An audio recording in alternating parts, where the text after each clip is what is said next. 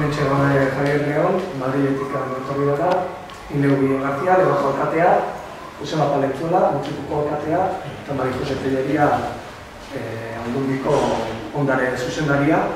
Hementxe zaudete baita ere alderdi ezberdinetako ordezkariak, Mutrikuko Udalbatzakoak eta Debako Udalbatzakoak, baita ere Urasanendiko oso elkarteko kideak ere. Bueno, aurkezpen honen helburua bat jada eskuartean dago eta egin modan berrerekitze lan horri erantzuten dio. Eta, bueno, niri edo guri dagokigunean, bi urte iaia pasa dira. Zoritxarrez zubia ez izateak, bi udalen arteko elkarlan zuri bat sortzea bai ekarri dula.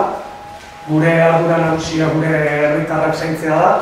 Kasu honetan, kasuistika berezia daukagu, izan ere ibaiaren bestaldean, bestaldean gauden herritarrak berez legez Mutrikuarra dira, deman egiten dute bizitza, eta gure asmoa hoain kontu tekniko, arkitektoniko eta barrez, bai izango da, obara ematen den bitartean, koordinazio lan horietan, bai Lasaoko bizilagunak, Urasanendikoak, alik eta errezena izatea trantsizio fase hau, edo obra fase hau, eta niri dagokigunez, eskerrak ematea eta ea harina da.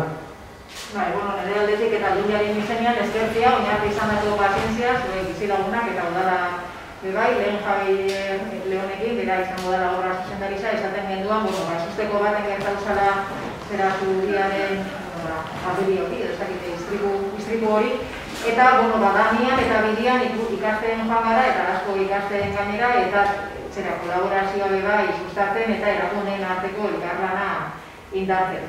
Elkarlana bebai eta Javierrek esplikauko dago bebai, obran parte hartuko duten enpresaren artean, danok ilusin handiz eta uren punta-puntako adituak izango dira Deba Mutriku zubi honetan lanean, eta zalantzarik ez dakau benetan emaitza politza izango dela, baina baitza bidea bebai. Eta Javierrek esplikauko dabe moduan gauza asko, Deban bertan ikusteko eta disfrutatzeko aukera izango duzuela, benetan obra bera bai izango dalako prozesu eterno. Pues hace la Diputación agradecer la paciencia. La verdad es que cuando, aquel 3 de julio cayó así el puente, pues durante todo este tiempo pues ha sido siempre aprendiendo y siempre empezando casi sin tener un precedente anterior o algo de donde poder aprender, pero hemos aprendido, se ha puesto en marcha y seguiremos aprendiendo. Javier León es el director de obra y con él pues hay muchas y numerosas empresas que van a participar en esta obra, todas en máximo nivel, cada una dentro de su especialidad, porque este puente así lo requiere, con muchos profesionales cualificados que desde luego están trabajando con toda la ilusión y de una manera realmente entusiasta, ¿no? Como decía antes una compañera en las visitas de obra y que todo se comprueba. La obra, ya está en marcha y además del resultado también veíamos que el mismo proceso va a ser desde luego interesante para los que vais a poder ver y hacer un seguimiento más a diario, porque la verdad es que eso va a ser vistoso y poder conocer y aprender mucho de lo que muchas veces hemos visto y hemos pasado cerca sin darnos cuenta de la joya que realmente es el puente de Deba Mutriku. Otra vez agradecer la paciencia y seguir pidiéndonos un poquito más, porque mientras duren las obras pues habrá inconvenientes que ya estamos en marcha y se intentarán solventar lo mejor posible. El índice de esta presentación tiene estos 6 componentes, vamos a ir uno detrás de otro en un tiempo razonable. Tengo alguna experiencia, porque soy profesor en la escuela desde hace solamente 35 años y sé detectar cuando la audiencia se cansa. Los alumnos, además, que son jovencitos, tienen menos capacidad para disimular, así que se les nota enseguida. Una breve referencia a la historia. No podemos eludir la mirada atrás. El puente no ha estado siempre allí. El puente no es un don que la naturaleza o que la providencia haya puesto allí para el uso de los habitantes. Hubo unos ciudadanos que en su día hicieron un extraordinario esfuerzo, también la Diputación en aquel momento, para construir un puente que enlazara las dos poblaciones, la de Deva y la de México, ¿no? Como sabéis seguramente, además hay un libro editado por dos de Barras de Pro acerca de la historia del puente de Deva, y allí hay una información muchísimo más prolija, más completa y seguramente más cercana por la exposición y hasta por las personas de lo que yo pueda contar aquí.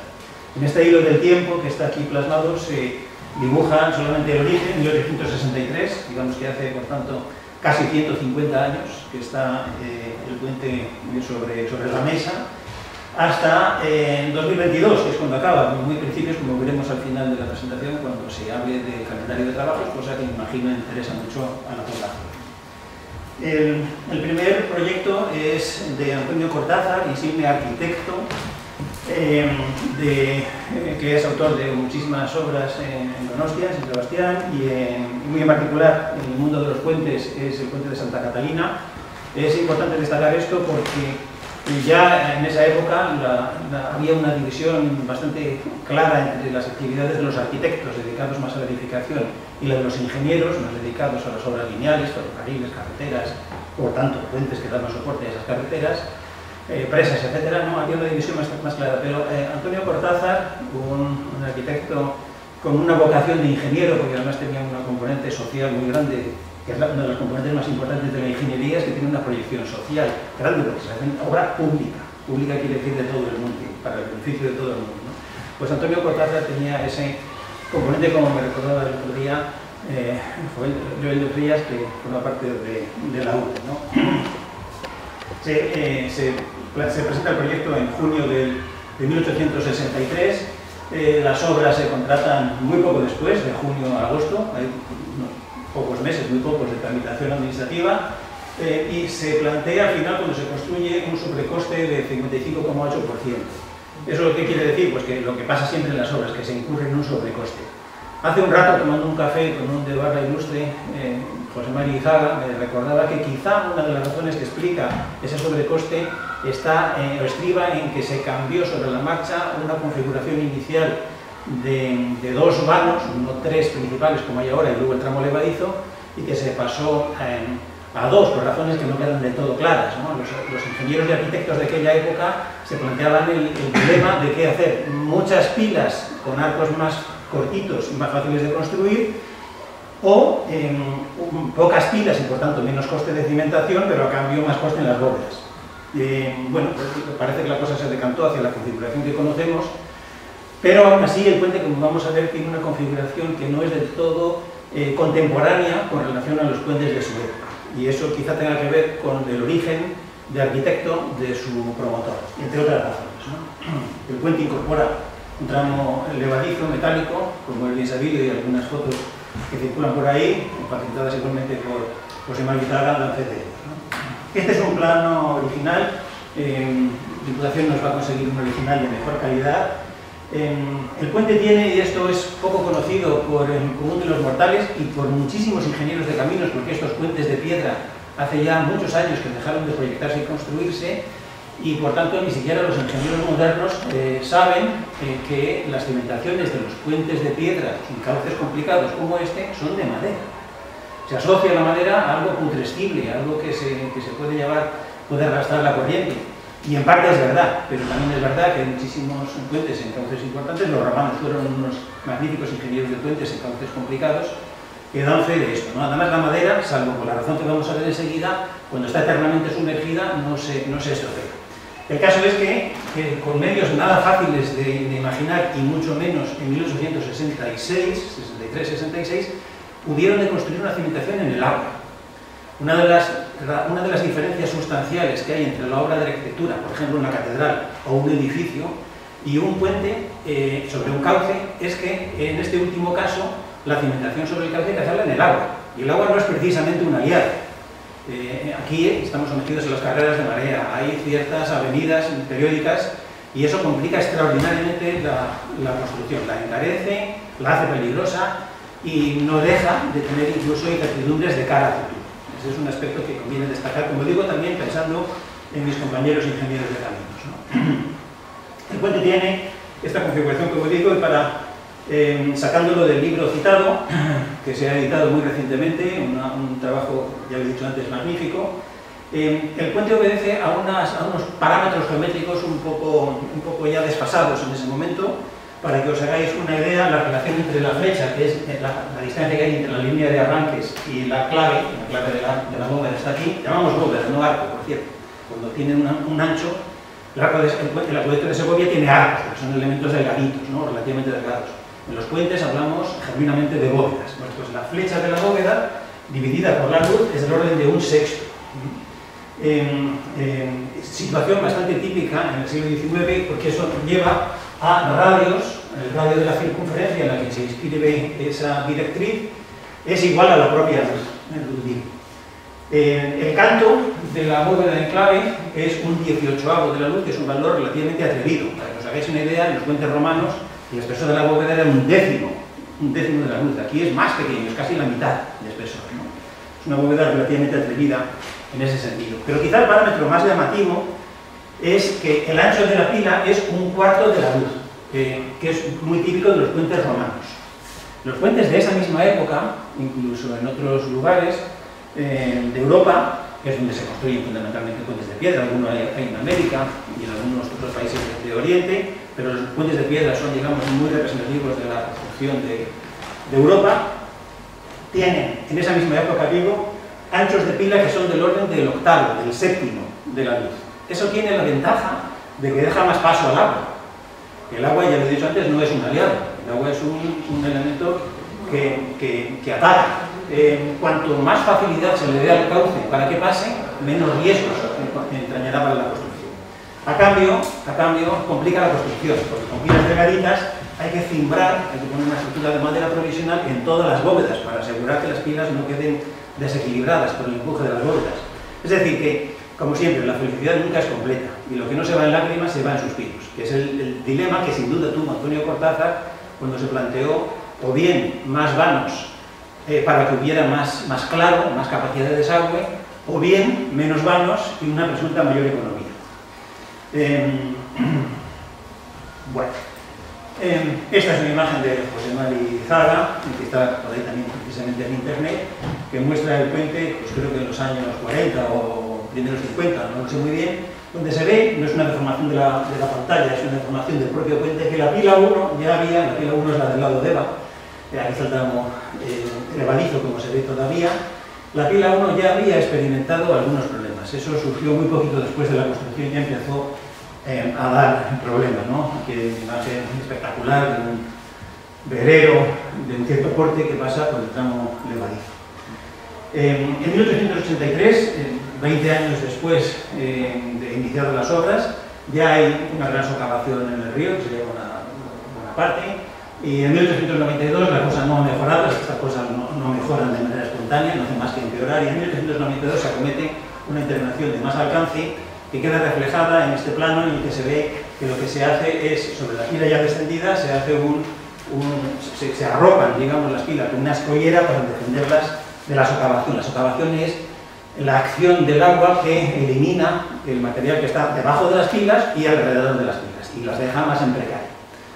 Bueno, pues se acometen, como digo, esas intervenciones en ese momento, y es curioso porque el autor de este informe, creo que es Apellida Elorza, el ingeniero que redacta este informe y proyecto de reparación en 1892, desde la Diputación, además de reseñar con ese croquis los daños que aquejan al puente en aquel momento, deja documentado que en la zona, en el estuario aquí, está el peredo, que es el bicho que ha comido los pilotes de madera del puente. Y lo advierte. Y ahora, a propósito de lo que se acaba de decir en esta amable presentación que se ha hecho de mí, hemos aprendido. Yo he sido el primero en aprender y sigo haciéndolo con este puente. Y parece mentira que este ingeniero hace ya 140 años o 130 años nos advirtiera de un riesgo que se ha evidenciado aquí. Parece que no aprendemos la lección, seguramente porque ahora escribimos mucho, es verdad, algunos más que otros, pero leemos poco. Y todos, cuando hacemos diagnóstico, y en el mundo de la medicina pasa lo mismo, tenemos que mirar más el historial clínico, porque encierra un montón de enseñanzas. Eso es, desde luego, indiscutible. Bueno, en tanto el tramo metálico como el resto no hace más que presentar problemas, el tramo metálico da muchos problemas, incluso hay quejas de maniobras de desembarco de material que no pueden realizarse porque no se puede atravesar el tramo metálico, que se queda enganchado, o no se abre o no se cierra, en fin. Este problema se arrastra hasta que definitivamente se abandona la condición de levadizo de ese tramo y se construye en 1955 una bóveda que es de hormigón pero forrada en piedra y planteada con muy buen criterio estético, porque el puente, desde ese punto de vista, como se percibe ahora, no ha perdido unidad de estilo. Parece que fue siempre así, y no lo es. Es una intervención muy digna de los ingenieros del momento, que construyen una bóveda de material propio de la época, que era más barato, pero para mantener la configuración arquitectónica, aquí sí que el término viene bien, se le chapa de piedra por fuera, de calidad, y hasta nuestros días ha llegado. Además, esta pila pues, ha tenido menos problemas, ¿no? Hace 20 años se plantean de nuevo problemas significativos en la pila 1, que ya había dado síntomas en el pasado de tener problemas, de ser la más proclive a los asientos, y se acomete una actuación, que no leo porque no hemos venido aquí a leer, sino a ver quizá más bien imágenes. Se plantea una actuación con los mejores medios del momento, hace ni más ni menos de 20 años, un conjunto de inyecciones, este es el alzado y esta es la planta, se perfora y se llena de cemento y, en fin, se trata de consolidar esa pila que además de descender giró, y si os acercáis al puente veréis que la pila 1 está más caída del lado mar que del lado monte. Esa pila descendió y giró. No sé, como sabéis bien, esa pila en el año 2001-2003, en ese par de años, se consolida en su posición, no se plantea una intervención de recuperación de la geometría, porque habría sido muy cara, no es nada fácil, y se consolida en esa posición. Se corrige la geometría, si tenéis la oportunidad de acercaros por allí, incluso ahora se ve muy bien. Sobre la pila 1, la más cercana a Deva, hay un recrecido con piedra hecho con mucho cuidado para que la imposta, la línea del pretil, sea horizontal, pero la bóveda ha quedado deformada. Se puede seguir todavía. Eso es lo que llamamos en este ámbito de la restauración monumental la lectura de paramentos. El técnico un poquito avezado deduce de cómo están dispuestas las piedras, cómo están ahora, cómo estuvieron antes, qué movimientos ha habido, qué sustitución, y eso también se aprende mucho, ¿no? En fin, en aquel momento el puente todavía daba soporte al tráfico rodado, o sea que era un puente en plenitud de funciones, las mismas que tuvo desde el principio. Se decidió, es una cosa importante también, por no volver atrás, ahora nos preguntamos por qué no se intervino en las pilas 2, que es la del colapso de 2018, y 3, y por qué solamente en la 1. Bueno, pues esa es una buena pregunta. Y hace verdad ese dicho que seguramente conocéis, según el cual siempre fue mucho más fácil ser historiador que profeta. Y cuando uno tiene que gestionar los dineros de una comunidad, pues tiene que actuar con un criterio técnico, sí, y con un criterio razonable de evaluación de los riesgos. Y yo creo que con buen criterio, pensando en compañeros y compañeras que están en la Diputación Foral de Guipúzcoa, ingenieros de caminos, ingenieras de caminos, pues seguramente dijeron, oye, si la pila 2 y la pila 3 no han tenido problemas en los últimos 150 años, no tiene por qué tenerlos a futuro. Donde sí ha habido problemas, debemos actuar, porque no tendríamos perdón si no actuamos en esa pila 1 que no ha hecho más que descender sistemáticamente en el tiempo. Digo esto para justificar esa actuación que ahora pues se podría poner en entredicho, pero es razonable que en su momento actuaran de esa manera. Bueno, hay otro dato que conocéis mejor que yo, y es que en 2007 se construye y se abre el puente de Aguas Arriba, de un compañero de la escuela, Francisco Miñanes, que se jubila este año, un grandísimo ingeniero, que proyectó ese magnífico puente metálico que permitió descartar, o digamos, jubilar parcialmente el puente de piedra y destinarlo a un uso más urbano, que es el del paso de peatones o bicicletas. En la madrugada del 4 al 5 de julio del 18, con gran susto de los que venían cerca, eso lo habéis vivido muchos de los presentes y podréis dar fe de ello, se produce el descenso súbito de la pila 2, insisto, la pila 1 es la Deva, 2, 3 y el extremo. Ese descenso pues fue una noticia que recuerdo, yo que vivo en Madrid, pues salió en las noticias del telediario de las 3 de la tarde, y ya ha pasado esto en el puente de Deva. efectivamente una deformación espectacular. ¿Y qué ha podido pasar? Pues uno piensa en muchas cosas. Piensa lo más lógico es pensar que ha habido una socavación y que la pila pues ha descendido, o que los pilotes de madera por alguna razón se han podido, o que han sufrido el impacto de habiéndose socavado, como certeramente hubo en una noticia de un Televerdi de agosto de ese mismo año 18, se lavó el subsuelo, las pilas se apoyaban como los palacitos en los pilotes de madera y algún impacto se produjo. Pero como además se dice que había llovido, sabéis que el mundo de la prensa, que no tiene datos técnicos y tiene que ir más deprisa, también hay que justificar eso, pues insinúa en ese titular que como llovió mucho, pasó lo que pasó. Y cuando llueve mucho suele haber arrastres y cabe pensar que algún objeto puede impactar. No fue exactamente así, Esta es la pila 2, una vez que hubo descendido en promedio unos 80 centímetros, o algo más, unos 80 centímetros del lado de aguas abajo y algo menos del lado de izquierda. Y la bóveda quedó retorcida, eso llamamos torsión, ha sufrido torsión y eso se nota en estas fisuras que veis aquí, que hacen que la bóveda, ahora que la vamos a desmontar y a reconstruir, pues lo vamos a hacer un rato en obra, ¿verdad, Joel? Pues haga que estas dovelas que se han fisurado pues no sean de todo recuperables, hay que pensar en sustituirlas. Luego veremos eso. Aquí algunos de los defectos que son bien conocidos, pero el que mira con ojos técnicos ve detalles interesantes. He ofrecido la presentación para que la podáis seguir. Se ve la lechada muy fina de mortero de cal, posiblemente con algún aditivo que le hiciera hidráulica, es decir, que fraguara más deprisa y además en la parte de la pila con condiciones de humedad completa, es decir, de saturación, de mojada, vaya. Y también pone de manifiesto algunas otras técnicas constructivas del momento. Esta es nuestra propia interpretación de lo que pudo pasar. La pila, no hemos dibujado las bóvedas para no complicar la imagen, nos ceñimos solamente a la pila. La pila estaba así, apoyada con los palacitos y los pilotes de madera. Esta construcción es muy típica, por ejemplo, en Venecia. En Venecia son todo pilotes.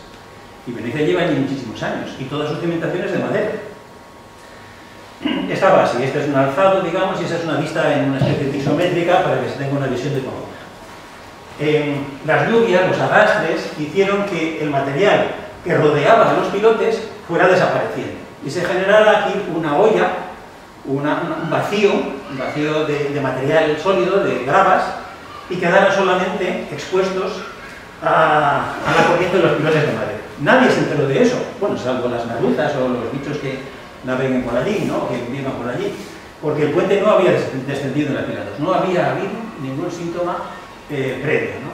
Y lo que sucedió esa madrugada, fatídica hasta cierto punto, porque ha permitido ahora, con el enfoque positivista con el que creo que debemos ver las cosas, ahora tenemos la oportunidad de identificar el puente, reforzarlo y darle una vida indefinida que esperemos que sea para muchas generaciones. Lo que pasó, Diego, es que los pilotes perdieron sección, ahora veremos por qué, perdieron capacidad resistente y colapsó hasta quedar apoyadas las pilas, aquí en un alzado y allí en una vista genérica, posiblemente desbaratándose sus bases, los sillares de la base quedaron, no sabemos muy bien cómo, porque han quedado enterrados en el antiguo lecho y no hay forma de saberlo. No hay forma de saberlo porque además es muy peligroso acercarse allí. Ahora ya es un poco menos peligroso porque se puso la autocimbra, pero en aquel momento, julio del 18, era arriesgado. Y ha quedado, suponíamos que precario, pero sin que pudiéramos afirmar qué nivel de seguridad tenía. Por eso estuvo más que justificada la decisión de cortar el paso de peatones, cosa que se cumplió casi mayoritariamente, aunque hubo excepciones, ¿no? El 24 de julio, Iñaki, que nos acompaña, y yo entre otros, y Ainara también estaba, pudimos sacar, con la ayuda de unos buzos, un pilote de madera. Había quedado allí, había aflorado por fortuna, y esta es la configuración que tenía de lejos y esta es de cerca. No sé si se ve muy bien, pero la madera parece que está podrida. Y mi primera impresión personal era que estaba podrida. No es podrida. Estos canales que se advierten aquí son los canales de paso de un bicho que es este bicho. Eso lo supe después, no lo supe cuando lo vimos, y no sabéis cuánto lamento haber tirado otra vez al agua aquel pilote de madera, porque ahora esperamos recuperar algún otro que esté por allí, pero fue la prueba del delito, ¿no? Lo que identificó al asesino. El asesino fue este bicho y sus parientes. Ese es un molusco, el lamelibranquio, que lo hemos contado más veces, que se parece a las navajas, que nos comemos con más gusto. Esto es un poco más repulsivo. Y a diferencia de las navajas, utiliza las valvas, las navajas se enfundan en las valvas, ¿no? Este no, este utiliza las valvas en su cabeza para ir avanzando y generando túneles en la propia madera, porque viven del procesamiento de la celulosa. Este bicho vive en aguas limpias, no vive debajo de la arena o de las gradas, vive donde hay agua circulante. Es decir, que esa socavación, ese vacío que se produjo debajo de la pila 2 estuvo presente durante mucho tiempo antes de que pasara lo que pasó. Sin problemas, sin señales exteriores en forma de asientos o de giros de la pila. Y puede que pasara lo mismo en la pila 1, pues es muy probable que lo mismo pasara en la pila 1. Y no teníamos ninguna garantía de que no pasara lo mismo en la pila 3. Así que estaba claro que había que hacer algo en esa pila. Esta es una muestra de madera que pienso donar al museo, que seguramente se organiza aquí, la tengo en mi despacho en la escuela, con los túneles del orden de los 8 milímetros, medio dedo, un meñique, que tienen los túneles. Cuando hay muchos túneles, lo que pasa es que la madera queda sólida, pues deja de ser sólida y se convierte en algo hueco. Es como la carcoma, pero todavía más grande. Es una cosa muy, muy espectacular. La primera decisión, una vez que efectivamente se da forma administrativa a la actuación, la Diputación interviene, se declara la actuación de emergencia, porque esta pila estaba en precario y no se podía saber. En septiembre y octubre del 18 dan comienzo las obras que pasan por el recargue, es decir, por asegurar pila 1 incluida, porque no estábamos muy seguros de cuál había sido la vida de esa actuación de 2001-2003. Se introducen unos pilotes, esta vez en lugar de ser de madera, son metálicos, forrados de una lechada de cemento, con las técnicas más modernas, que llegan hasta una profundidad mayor. Hay que ser indulgentes con quienes nos precedieron, porque ni sabían del comportamiento de los suelos lo que sabemos ahora, ni tenían los medios para hacer cimentaciones más profundas. Los pilotes eran de la longitud de los árboles. Quiero decir con eso que la posición del técnico restaurador en puentes tiene que ser siempre indulgente y comprensiva para quienes estuvieron en el pasado. Y además el puente ha durado cerca de 150 años. Y eso todavía no lo ha demostrado ningún puente de hormigón, sencillamente porque no se había todavía utilizado el hormigón estructural. Ya veremos cuando los puentes de hormigón lleguen a 150 años lo que pasa, y algunas cosas, como sabemos, en Italia, por ejemplo, pasó hace 3 años igualmente, ¿no? En agosto, al mes siguiente, en el 18, se cayó aquel puente. Bueno, la actuación no solamente consistió en poner unos pilotes en las pilas 1 y 3, en la pila 2 no, porque no podíamos poner ningún peso aquí, estaba tan en precario que ni siquiera autorizamos el paso de personas ahí. Y lo que se lanzó, como bien recordáis todos, es una autocimbra, una gran viga metálica por fases, que saltó de un lado a otro, con apoyos puntuales del lado de las vías, y que se apoyaba, como veis aquí, en el eje de la pila 1 y en el eje de la pila 3. Y con unas barras, que aquí se intuyen y que podemos ver en cuanto salgamos de aquí, si queréis, unas barras, unas parejas de barras verticales y otras inclinadas, dimensionadas o proyectadas con el criterio de que si la pila 3, en otra sorpresa, que quizá no se pare todavía, ahora ya cada vez menos, pero si la pila 2 quisiera descender súbitamente, al menos no arrastrara tras de sí a las bóvedas y se arruinara el puente por completo. Esa fue la actuación de emergencia. Mientras se acometía esta actuación de emergencia para conjurar los riesgos adicionales, se planteó, la obra de emergencia, como también sabéis muy bien, duró desde septiembre a marzo del año siguiente. Fue Freyssinet con otras empresas subcontratistas, entre otras Geotúnel y Ulma, las encargadas de los micropilotes y de los encofrados y de los andamios, con este presupuesto de ejecución material, como es público. Bueno, con el rato que llevamos vais a pensar que este ritmo no acabamos a las 10 de la noche. Tranquilos, porque ahora ya casi estamos cuesta abajo. El puente goza de la condición de bien cultural. La bien ganada condición de bien cultural es uno de los 26 puentes, como la INATA nos ha dicho esta misma mañana, que la Diputación tiene identificados como bienes culturales. Casi todos son de piedra y muchos de ellos están asociados al Camino de Santiago. Y aquí viene una cuestión que a mí me parece nuclear. Quizá el destinatario de este mensaje, es un minuto lo que voy a tardar en exponerlo, no sea tanto este público, sino mis propios compañeros ingenieros, porque estamos acostumbrados a concebir la cultura como algo, igual cuando eran pequeños pensaba que la cultura era algo aburrido. Las páginas de cultura del periódico pues son las páginas más aburridas posiblemente de cualquier periódico. Los programas culturales, a los chavales, jovencitos, pues les suelen repeler un poquito. Tienen cierto carácter elitista, en fin. Y no es así, no es así. La cultura, decía este filósofo noruego, es el cemento, es el gigante que aglutina a una sociedad. Una sociedad es una sociedad cuando está ligada con lo que llamamos cultura. Por eso hablamos de la lengua efectivamente, el euskera magnífico que no hablo por desgracia, es un ligante de la cultura vasca.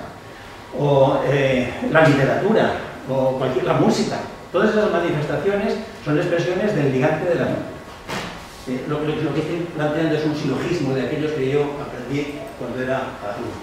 Un paréntesis para decir que cultura, la tercera acepción del diccionario de la Academia, dice lo que dice aquí, es el conjunto de vidas, de modos de vida, de costumbres, de conocimientos, de arte, de un grupo social. Eso es cultura.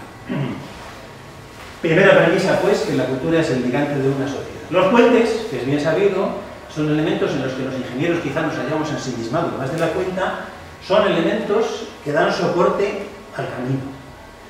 Una carretera, un camino que tiene que salvar un obstáculo, muy en particular un río, necesita un puente, que son elementos muy importantes. Para que os hagáis una idea, a nivel europeo medio son del orden del 2 o 3% de la longitud. Si la red de carreteras es, por simplificar, de 100 kilómetros, pues 2 o 3 kilómetros, depende de la orografía, y en podcast estaremos seguramente más en el 3 o en el 4% de esa longitud de carreteras, lo ocupan los puentes. Es decir, que porcentualmente son casi insignificantes, pero representan en valor de construcción algo así como el 30%. Y además, su pérdida ocasiona como se ha podido vivir aquí, ocasiona un trastorno considerabilísimo. Es decir, que los puentes son verdaderos elementos, son eslabones cruciales en una red. De hecho, como dice un ingeniero Javier Ribamba, que es de Guernica, dice: los puentes, junto con la verdad, son las primeras víctimas de las guerras. Efectivamente, quizás sepáis que los militares lo saben muy bien y lo han sabido siempre quienes han intervenido en ese tipo de acciones. Lo que hay que hacer para cortar las comunicaciones es cargarse los puentes. Eso y la verdad, como dice este compañero, que es un ingeniero casi filósofo, son los elementos. ¿Por qué? Porque son elementos vertebradores del territorio. La foto, que es la de portada también, es cortesía de Arri, que lo ha hecho con un dron, no sé quiénes que trabajan para él, y permiten concluir que efectivamente los puentes vertebran el territorio. Hemos mostrado fotos del puente como si fuera un objeto aislado, como si fuera un edificio, pero no, los puentes son los que comunican las imágenes. Son pequeñitos en comparación con un paisaje enorme, pero tienen un significado extraordinario que cualquiera puede entender. Sobre todo lo entiende el personal cuando pasa lo que ha pasado, que se corta, como la salud. La valoramos cuando carecemos de ella. Pues 3/4 de lo mismo sucede con los puentes, ¿no? Así que, a la premisa de que la cultura es el ligante de una sociedad, primera premisa. La segunda premisa, que los puentes ligan, vertebran territorios, la conclusión es que los puentes son objetos culturales. Y esto es lo que queremos destacar. Y es muy adecuado que sea el Departamento de Cultura de la Diputación Foral de Guipúzcoa la que se haga cargo de la cuestión. Porque este puente, además de su función, es un elemento cultural. Además de estar ser bien declarado, no lo es porque sí, es porque es un bien cultural. Todos los puentes lo son, en mayor o menor medida, que duda cabe. El puente, en fin, acabamos de preparar un libro que identifica los valores de los puentes. Hay puentes que han salido en películas, el de Manhattan, por ejemplo. Hay puentes asociados a hechos de armas. Hay puentes que han salido retratados en cuadros famosos, hasta de Van Gogh, dedicado a un mísero paso inferior. Hay puentes a los que se han dedicado poesías. Los puentes están mucho más ligados al mundo cultural de lo que parece. De hecho, en octubre del 17, apenas unos meses antes de que ocurriera lo que ocurrió, en el Diario Vasco aparece este mensaje: se busca un escrito no superior a 100 palabras sobre el puente viejo, y se da un plazo. Esto expresa que el puente el puente de Deva es un objeto cultural. Y la intención de esta rehabilitación es devolverle esa condición, hacerla más explícita y potencial. Eso es. ¿Qué se podía hacer? También quiero que sepáis que, digamos, planteada por la Diputación la posibilidad de hacer unas cosas u otras con el puente, pues cabría hacer cosas tremendas. Oye, ya que se ha caído, pues se tira y se hace lo nuevo. Eso no era posible aquí porque el puente estaba declarado bien cultural. Aparte de que no es económico, precisamente. Pero tiene una componente también, otra vez, cultural, porque se pierde una señal de identidad del puente. Y quizá en el pasado no hubo más remedio, y en ciertas situaciones, pero en el presente no hay más remedio, pero ahora, en el siglo XXI, en una sociedad como la europea moderna, que tiene medios y que va concediendo, a veces sin darse cuenta, más valor a los aspectos históricos y patrimoniales de lo que tiene, parecía lógico hacer un esfuerzo por mantener el puente de alguna manera. Pero desde luego no tirarle y hacer uno nuevo el mismo emplazamiento. Así que eso fue una premisa de partida que no se tardó en despejar ni medio minuto. Una alternativa consistía en dejar el puente como ruina. Todos somos testigos de que hay puentes que se dejan como ruina, más o menos valiosa, así deformado, pues tiene su componente atractiva, porque se ha quedado deformado, la torre inclinada de Pisa tiene su atractivo, entre otras cosas, porque está inclinada. Pues sin querer buscar paralelismos, se planteó esa posibilidad, algún compañero ilustre lo llegó a sugerir. Y a cambio, pues plantear una pasarela paralela. ¿Dónde? Tampoco es tan fácil. Aguas arriba, más aguas abajo, pues no estaba claro. Eso de hacer un puente paralelo siempre tiene complicaciones, porque se estorban uno a otro. Se le resta protagonismo al puente que ha sido un enlace único. Si volvéis siquiera mentalmente a la imagen anterior en la que el puente, o un minúsculo en comparación con el paisaje, es el único protagonista de la zona, pues os daréis cuenta de que hacer un puente paralelo le resta importancia. Claro, esta primera impresión, en sitios como, yo que sé, París, donde hay tantos puentes, o Londres, donde hay tantos puentes paralelos, sí, es verdad, pero están muy separados. Y en un ámbito urbano grande, San Sebastián, Donostia, tiene un montón de puentes paralelos hermosísimos e interesantísimos para los ingenieros de puentes y para los ciudadanos que los disfrutan como bienes culturales, pero se respetan las distancias. Aquí no sería tan fácil, se generarían itinerarios complementarios. Esta idea también acabó descartándose, ¿no?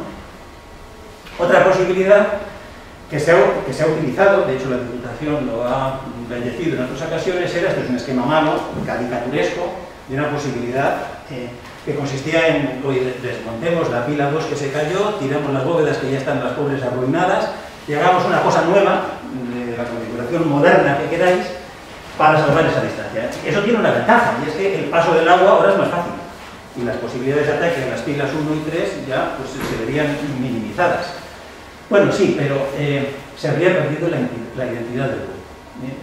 Hay intervenciones como esta, no tan lejos de aquí, en Villabona, donde el puente era así y pasó a ser así. Por razones que seguramente están muy justificadas.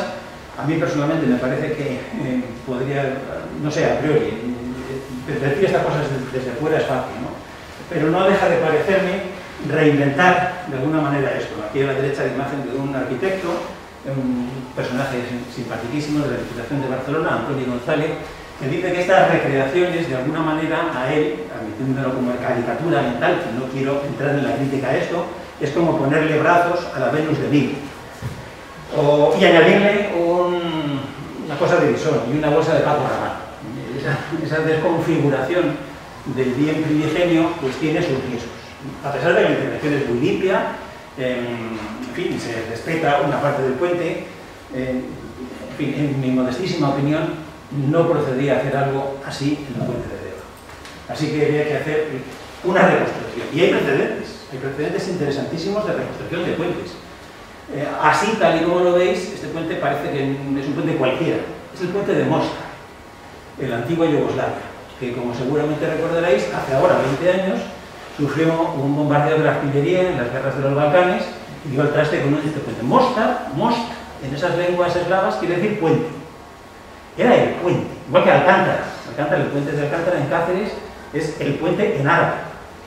Es el puente, es el monumento por antonomasia, el vínculo por antonomasia de aquella sociedad. Y aquí, especialmente con con esa consideración política de una ciudad dividida en dos barrios, musulmanes, serbios, una cosa muy complicada, efectivamente. Y la decisión, desde el punto de vista muy acertada, fue reconstruir el puente donde estaba y como era, exactamente igual, una reproducción mimética.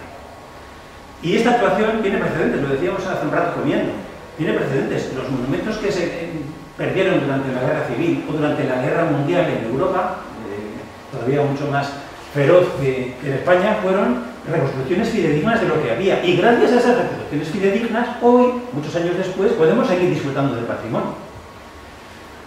Y esa huella terrible del pasado ya tiene otros vestigios. No hace falta tenerlos presentes allí constantemente, ¿no? Así que la actuación era la de reconstruir. Y dentro de esas actuaciones, pues se redactó un proyecto que se presentó a finales del 19, se ha convocado recientemente el concurso correspondiente y el contratista adjudicatario ha sido la UTE Moyúa Arri, aquí presentes sus más conspicuos representantes, junto con Ulma, que ya he referido antes, ATESBI, que son los de la Autocimbra, Geotuni, que hacen las cimentaciones, Riqueza, que es un laboratorio, y Vicinay, que ahora mismo no recuerdo qué es el más otros, topografía, en fin, hay otros personajes adicionales. Pasaré deprisa sobre estas cuestiones que son más técnicas, solamente voy a dejar constancia de los hitos que pueden quedar, digamos, en vuestra memoria. Partíamos de esto, que es lo que todavía se ve claramente, con la gran viga cimbra, con la pasarela, algo incómoda, pero inevitablemente tiene ese defecto, no ha habido manera de encajar algo razonable que no sea una pasarela encima de la autocimbra, y que además tiene la ventaja de que, además de resistir en las bóvedas, nos va a ayudar mucho durante el proceso constructivo.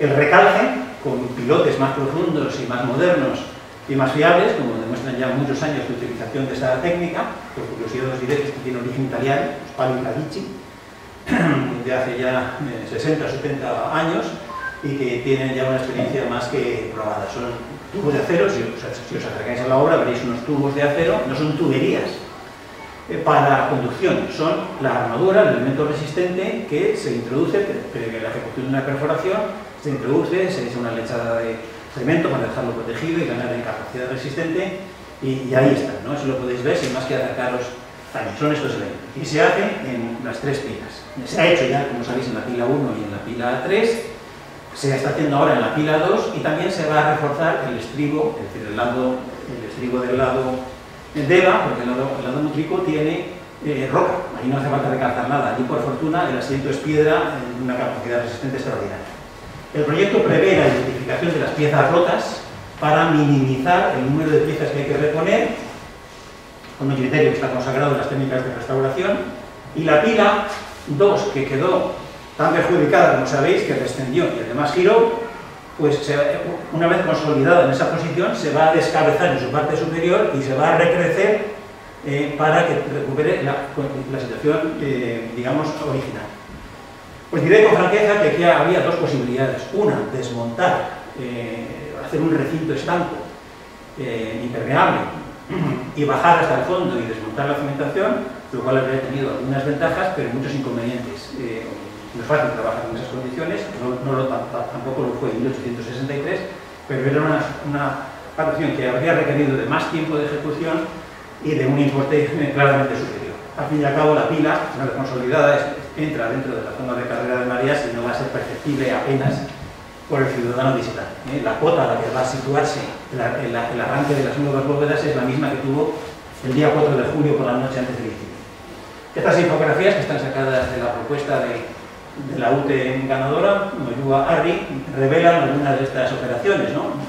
Utilizando, como digo, la autocimbra, se va a desmontar el puente, lo vais a poder ver como paseantes desde la pasarela, se va a desmontar los pertiles, se va a desmontar el pavimento, se va a desmontar el relleno que está detrás de las bóvedas, se eliminarán las bóvedas con la identificación de colores para destacar qué piezas se recuperan y cuáles no, se reconstruirá la pila, se desmontará la parte superior y se reconstruirá la pila hasta la cota correspondiente y se planteará la construcción de las nuevas bóvedas a imagen y semejanza de lo que son y que van a recuperar su fisonomía previa del accidente. Se ha hecho un estudio de canteras próximas y seguramente se acuda a la de Piedra del Astur, de apariencia, textura y capacidad resistente muy semejante a la actual, que es muy bueno. En su día, los ingenieros, Antonio Cortázar y quienes vinieron después, lo hicieron muy bien porque seleccionaron una piedra verdaderamente excelente. Este es el estado final, en el cual no va a haber diferencias, o mejor dicho, va a haber una mejora de la configuración previa de la plataforma, porque se le va a dar una capacidad de desagüe a través de unos caces, unos sumideros longitudinales, con un pavimento uniforme que ya tenía, como sabéis, desde muy poco antes del accidente. Pues va a haber algo más adecuado, nos parece a nosotros desde un punto de vista de restauración monumental, a la configuración primitiva. Pero vamos, el paisaje del puente, las farolas y todo lo demás va a ser lo mismo que antes, mejorado en su pavimento, mejorado porque desaparecen, quizá algunos recuerden las condiciones feas que había adosadas a los laterales, esas van a desaparecer porque se va a aprovechar la obra para meterlas dentro, y va a quedar en definitiva remozado y limpio, pero como era, como si no hubiera pasado nada. Que es una de las obligaciones de los restauradores. Los restauradores, modestamente, creemos que no debemos pasar a la historia por nuestra intervención. Lo bueno del restaurador es que, la buena actuación del restaurador es que no se note que intervino, como si no hubiera pasado nada. Que es lo que pasa con los monumentos que decíamos antes de Europa que ha sufrido guerras. Nadie se acuerda del restaurador, ni falta que hace, porque seguimos disfrutando de un monumento que hace 80 años fue destruido, o 70 y tantos años fue destruido, y ahora está otra vez pues como estaba en el siglo XIII, ¿no? Con tantas catedrales góticas de Francia. Bueno, otra vista de la situación final con los pilotes recalzados. Las afecciones que puedan tener las obras, pues las instalaciones, había condiciones de telefonía, de gas, de aguas residuales, quiero recordar, que estaban allí presentes. Se había calzado, pero lo recordarán, porque lo envió pocos meses antes de la incidencia. Pues ahora ha habido que desviarlas, utilizando la propia autocimbra en algunos casos, y se volverán a poner en su sitio, como es natural, por dentro.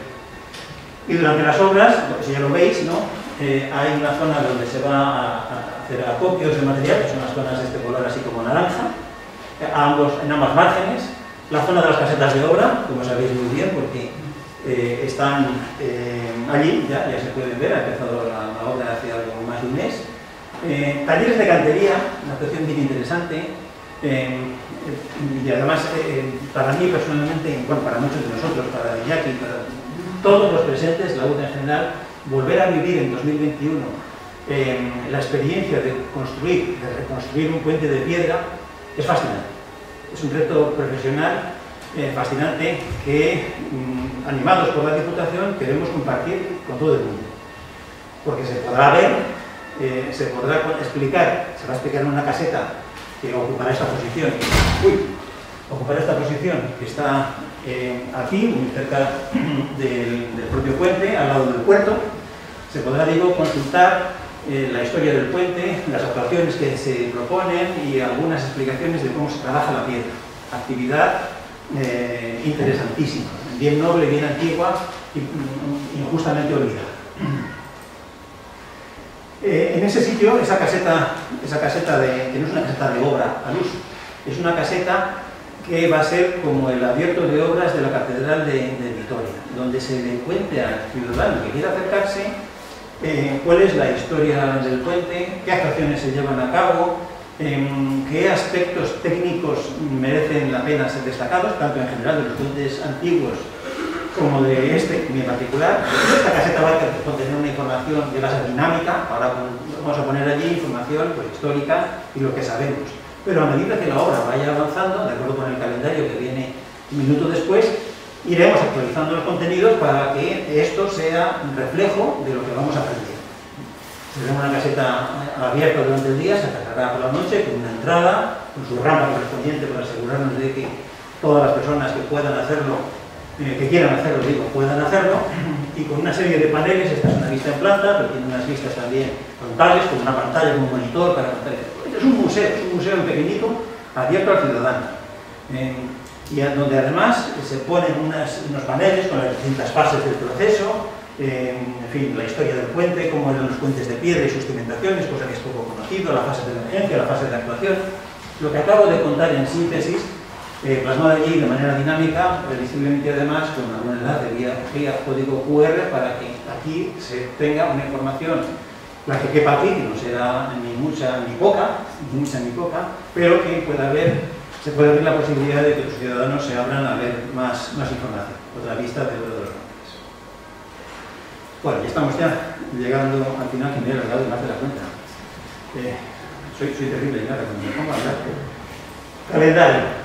Hemos empezado a mediados de abril y la idea con este desarrollo es que los hitos que he destacado antes ahora están en la fase de recalque, que es crítica, no se puede proseguir sin haber recalcado apilados, se desmonten las bóvedas en los vanos 2 y 3, se reconstruyan esas mismas bóvedas, aspecto especialmente interesante y que representa un gran reto técnico. Se desmonte luego la autocimbra, esa gran viga metálica que está por encima, eso será previsiblemente mediados del otoño, entre mediados de octubre y mediados de noviembre, un poco más allá que acá. Se hagan unos recalces adicionales de las pilas 1 y del estribo 1 y finalmente se haga un acabado, una fase de acabados que se prolongue previsiblemente hasta la penúltima semana de enero o algo parecido próximo. O sea que la obra apartará efectivamente en 2022. Y finalmente 2 diapositivas para rescatar la información del presupuesto, que no es precisamente menor, 2.100.000 casi, el presupuesto de ejecución material, gastos generales y el IVA aparte, ¿no? El desembolso final es de 3 millones de euros divididos en los tiempos que acabamos de indicar.